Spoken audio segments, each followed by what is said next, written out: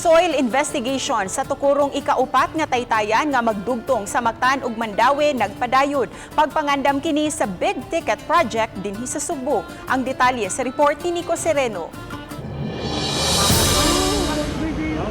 Gamit ang drilling rig sa ilang pagkuha og soil sample sa may iskina sa Uwano Avenue ug DM Cortez, usa sa mga dapit nga gihimuan sa soil investigation. Ang pagtuon sa matang sa yuta kabahin sa pagpangandam sa 4th Mandawi-Mactan Bridge kay ang dapit usa sa barugan sa pundasyon sa Coastal Road Project uban sa Taytayan. 11 ka drilling rigs ang gigamit karon alang sa soil investigation sa lain-laing bahin nga kaagian sa proyekto. Mandawi area pahinuon ang ilang nasusi ug isunod pa ang mga dapit sa Lapu-Lapu City side. Sa pagkakaron, gitrabaho na ang detailed engineering design sa maong proyekto ug gilauman nga matapos kini ning tuiga. Ato ang drilling mismo, SPT ang tawag o soil penetration test.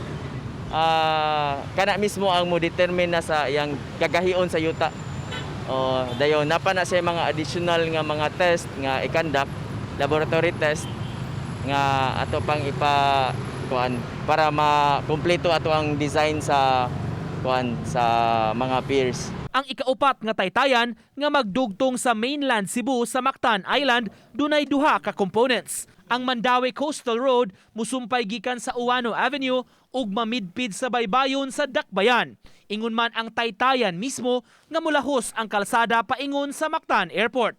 Punduhan ang proyekto pinaagi sa loan agreement sa kagamhanan sa nasod ingon man sa Japan International Cooperation Agency kun JICA. Uban ni Godfrey Relien, Nico Sereno,